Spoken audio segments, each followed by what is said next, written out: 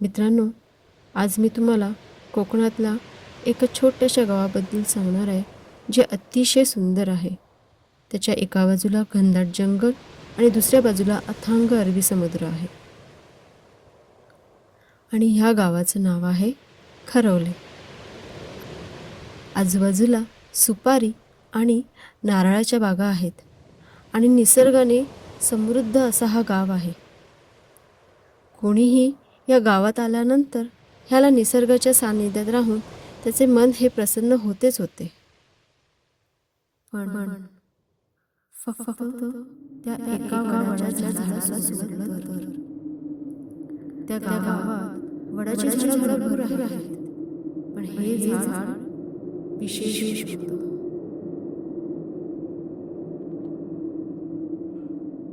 खरवळे गावात सूर्यास्तानंतर त्या जुन्या वडाच्या झाडाजवळ कोणीही जायचे धाडस करत नसे. ते झाड गावाच्या एका टोकाला होतं. त्याच्या वाकवाकड्या मुळे जमिनीत नखांसारख्या खोलवर रुतल्या होत्या. गावातल्या म्हाताऱ्यांचं म्हणणं होतं की इंग्रजांच्या काळात त्या झाडावर एका चेटकिणीला फाशी दिली गेली होती. ती गावातल्या मुलांचं अपहरण करायची. ती चेटकीण मुलांना भूल पाडायची. बाळा, इकडे ये, इकडे ये, अशा गोड आवाजात ती मुलांना बोलवायची आणि त्यांना खाऊ देईन असं सांगायची. खाऊच्या आशेने काही मुलं हसत हसत तिच्या मागे जायची आणि मग कधी परत यायची नाही. ती त्या मुलांचा बळी द्यायची स्वतःचं आयुष्य वाढवण्यासाठी. प्रत्येक अमावस्याला एक मूल नक्की गायब होऊन जायचं.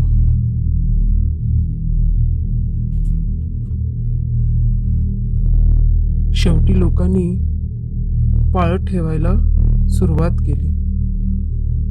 तेव्हा ही बाई एका मुलाला पळवत असताना पकडली गेली. गावकऱ्यांनी रागाने तिला खूप मारलं आणि वडाच्या झाडावरती तिला फाशी दिली.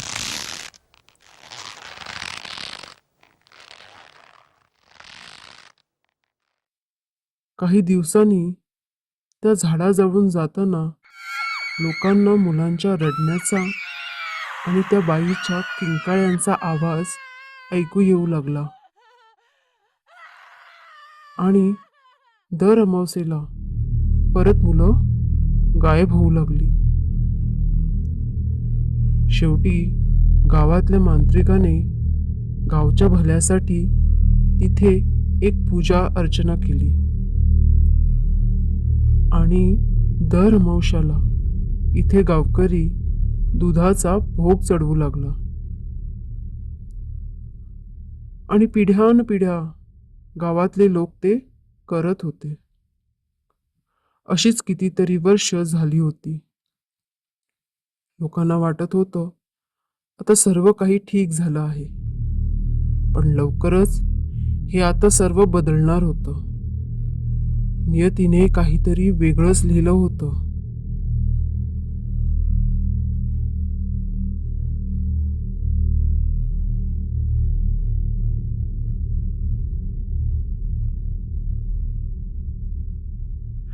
आपल्या मित्राच्या लग्नासाठी रघुनाथ जोशी नावाचा तरुण या गावात आला होता. तो मूळचा पुण्याचा शहरात वाढलेला शिकलेला होता. घरात आणि गावात लग्नाची धामधूम चालू होती. सगळीकडे प्रसन्न वातावरण होते. रात्री सर्व मित्रांनी कोकणातली ताजी ताडी पिऊन मोकळ्या अंगणात गप्पा मारत बसले होते. सगळ्यांची जेवणं सुद्धा झाली होती. रात्री उशिरा गप्पा टप्पा संपल्यानंतर सर्वजण झोपी गेले आणि मध्यरात्री रघुनाथाच्या पोटात दुखायला लागलं. त्याला बाथरूमला जायचं होतं, पण गावात घरामध्ये बाथरूम नव्हतेच. जंगलामध्ये जावं लागायचं. आजूबाजूला बाथरूम शोधणं कठीण होतं. गावात अजूनही सुविधा पुरेशा नव्हत्या. तो हलकासा नशेतच होता. तरी तो घराच्या मागच्या बाजूला गेला. त्याने सोबत कंदील घेतला, पण त्या नशेत त्याला समजलं नाही की बाथरूम शोधत शोधत तो गावाच्या थोडं बाहेर आलाय. अखेर त्याला फार राहवलं नाही आणि त्याने एका झाडाखाली हलकं व्हायचं ठरवलं. पण ते झाड कोणतं होतं माहितीये? ते झाड तेच वडाचं झाड. त्या झाडाखाली सूर्यास्तानंतर कोणी सुद्धा जवळ जायचं नाही. लोक घाबरायचे. तेच झाड जिथे 100 वर्षापूर्वी एका चेटकिणीला फाशी दिली गेली होती. रघुनाथाला त्या झाडाबद्दल काहीच माहिती नव्हती. तो फक्त बाथरूम शोधत शोधत चालत गेला आणि अंधारात ते झाड इतर कुठल्या झाडासारखंच वाटलं त्याला. त्याने झाडाच्या मुळाजवळ आपली चप्पल काढली आणि कंदील बाजूला ठेवला व तिथेच बसला. 2-3 मिनिटांनी अचानक त्याला हवेत गारठा वाटू लागला. थंड वारा त्याच्या पाठीवरून गेला आणि आजूबाजूला धुकं पसरायला लागलं. लगेच ते खूप दाट सुद्धा झालं. विजा कडकडायला लागल्या. रघुनाथाला विचार पडला, आता मे महिन्यामध्ये पाऊस? तो लगेच जागेवरून उठतो. अचानक विजांचा आवाज बंद होतो आणि एक वेगळी शांतता पसरते. काहीच आवाज नाही. एक क्षणभर त्याला वाटलं की कुणीतरी त्याच्या मागे उभं आहे. त्याने वळून पाहिलं. काहीच नव्हतं.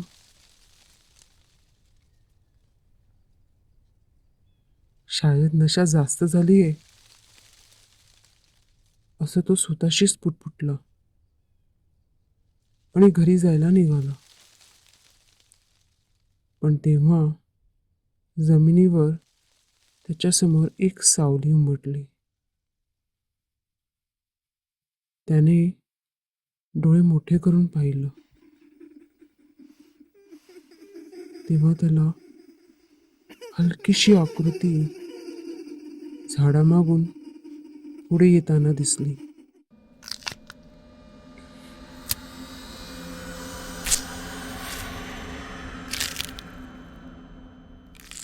त्या आकृतीचा आकार एका स्त्रीसारखा होता. ती समोर येताच रघुनाथाचं लक्ष तिच्या पायाकडे गेलं.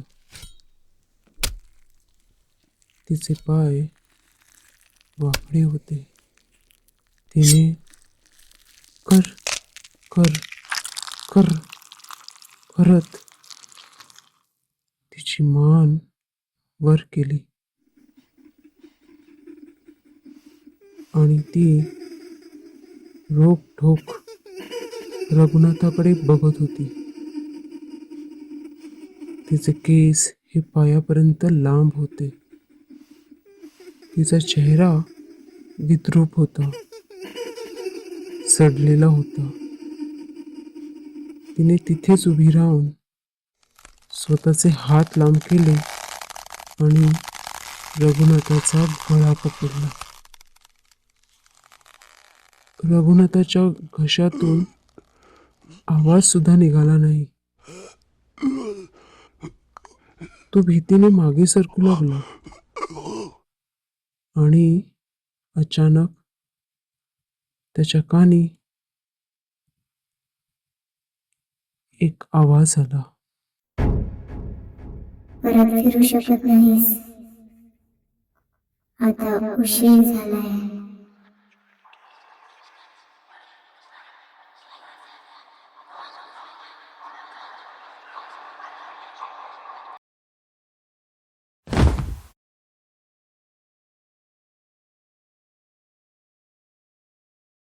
सकाळी गावकऱ्यांनी रघुनाथासाठी शोधाशोध सुरू केली.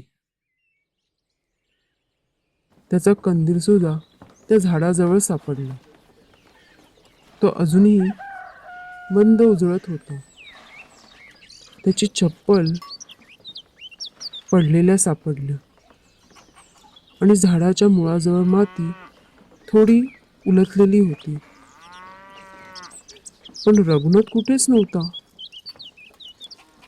शोधाशोध सुरू झाली. नदीपर्यंत शोधलं, सागर किनारी पाहिलं, झाडावरती सुद्धा पाहिलं, पण तो कुठेच सापडत नव्हता. थोड्या वेळाने गावातल्या मुलांना तो त्या चेटकणीच्या घरापाशी दिसला. रघुनाथ एकटक त्या घराकडे बघत बसला होता. त्याच्या चेहऱ्याकडचे हावभाव अगदी घाबरून टाकणारे होते. तो काहीतरी बडबडत होता, पुटपुटत होता. त्याच्या मित्रांना काही समजत नव्हतं की हा असं का वागतो. त्याचं पूर्ण शरीर हे तापाने फणफणलं होतं. त्याच्या मित्रांनी त्याला त्या जागेपासून दूर नेलं आणि गावातल्या डॉक्टरकडे घेऊन गेले. डॉक्टरांनी सांगितलं की हा बहुतेक घाबरला आहे म्हणून असं वागतोय. डॉक्टर त्याला इंजेक्शन देतो आणि त्याला आराम करायला सांगतो. त्या इंजेक्शनमुळे रघुनाथाला झोप लागते. संध्याकाळी त्याला जेव्हा जाग येते तेव्हा तो नॉर्मल असतो. रघुनाथाला काल रात्रीपासून ते आत्तापर्यंत काय झालं हे काही सुद्धा आठवत नसतं. तो एकदम पहिल्यासारखा वागायला लागतो. मित्रांना सुद्धा आश्चर्य वाटतं. पण आपला मित्र नीट झाला ह्यातच ते खुश होते. दुसऱ्या दिवशी संध्याकाळी सर्वजण आता घरी निघायची तयारी चालू करतात. सर्व मित्रांनी मिळून गाडी केलेली असते. रघुनाथ हा ड्रायव्हरच्या पाठीमागे असलेल्या सीटवर जाऊन बसतो आणि गाडी गावच्या टोकाला निघते. तिथेच त्या वडाच्या झाडाशेजारी त्याच दिशेने अचानक रघुनाथ मागे वळून झाडाकडे बघतो आणि हलकसं हसतो. त्याचे मित्र हे पाहून एकमेकांकडे बघतात. का रे, असं काय हसतो झाडाकडे बघून? पण रघुनाथ काही बोलतच नाही. त्याची नजर अजूनही त्या झाडाकडे खिळलेली होती. जणू तिथं काहीतरी दिसत होतं जे फक्त त्यालाच दिसत होतं. सगळ्यांनी हळूहळू मागे वळून पाहिलं. ते वडाचं झाड शांत, गूढ, पण त्याच्या मुळाजवळ आणि आजूबाजूला धुकं जमलेलं होतं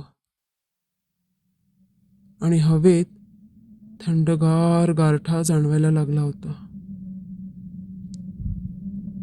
एक मित्र कुजबुजला आणि म्हणाला,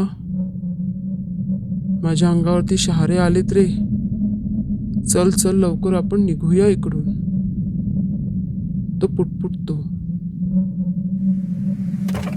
गाडी सुरू होते. कोणी काही बोलत नाही. फक्त रस्त्यावर गाडीच्या हेडलाईटमध्ये धुकं झुलत राहतं. आत वातावरण अगदी शांत असतं आणि रघुनाथाचा चेहरा सुद्धा अगदी शांत. पण ती शांतता एकदम विचित्र होती. गाडी गावाच्या बाहेर पडते आणि सर्वजण सुटकेचा निश्वास टाकतात. पण तेवढ्यात रघुनाथ परत हसतो आणि आणि नकळत म्हणतो, आपण झाड सोडलंय, पण तिने आपल्याला नाही. सगळे मित्र आश्चर्याने त्याच्याकडे बघतात. पुढच्या दिवशी रघुनाथाचे मित्र आपापल्या घरी निघून जातात. रघुनाथ जोशी सुद्धा पुन्हा आपल्या 1 बेडरूम फ्लॅटमध्ये परततो. सर्व काही पूर्वीसारखं आहे, पण तो नाही. काही आठवड्यातच पुण्याच्या वेगवेगळ्या भागातून मुले गायब होण्याचे प्रमाण वाढते. शाळेपासून घरी जाताना, खेळाच्या मैदानातून, अगदी अपार्टमेंटच्या जिन्यातून सुद्धा काही सेकंद आणि मुलं गायब. पण पुरावे काही सापडत नसतात. पोलीस यंत्रणा दबावाखाली येते. अखेर एका कॉलनीच्या CCTV मध्ये एक भयानक दृश्य सापडतं. रघुनाथ एका लहान मुलाचा हात धरून जंगलाकडे चालतोय. पण त्याच्या सावलीत अजून एक सावली आहे. ती मानवासारखी नाही. ती वाकलेली लांब हाताची आणि चालताना जमिनीवरून घासणारी. पोलिसांनी रघुनाथचा शोध घेण्याचा खूप प्रयत्न केला. पोलीस जंगलात सुद्धा गेले मुलांचा शोध घ्यायला, पण त्यांना ना मुलांचा नाही रघुनाथचा थांग पत्ता लागला. ही CCTVची फुटेज न्यूजमध्ये दाखवली जात होती आणि लिहिलं होतं, ही व्यक्ती दिसल्यास त्वरित संपर्क साधा. बालक अपहरण प्रकरणात संशयित. संपूर्ण पुणे हे भीतीच्या छायेत आलं होतं. आई आपल्या मुलांना स्वतःपासून लांब करायला घाबरत होते.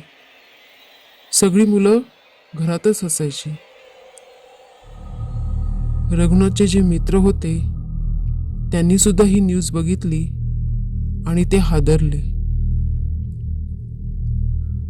तो असं काही करेल हे त्यांना अशक्य वाटत होतं. मित्रांना कळून चुकलं की त्या दिवशी जो रघुनाथ आपल्यासोबत आला होता तो रघुनाथ नव्हताच. तो कोणीतरी वेगळाच होता. अजूनही कधी कधी गावातल्या लोकांना तो वडाच्या झाडाखाली दिसायचा आणि काही सेकंदमध्येच गायब व्हायचा. आता कितीतरी वर्ष झाली, ना रघुनाथ ना त्या अपहरण झालेल्या मुलांचा थांग पत्ता लागलेला आहे. जर तुम्हाला ह्या गोष्टी ऐकायला आणि बघायला आवडत असतील तर लगेच लाईक करा आणि सबस्क्राईब करा माझ्या या चॅनलला. माझ्या चॅनलचं नाव आहे भयकथा लाईव्ह.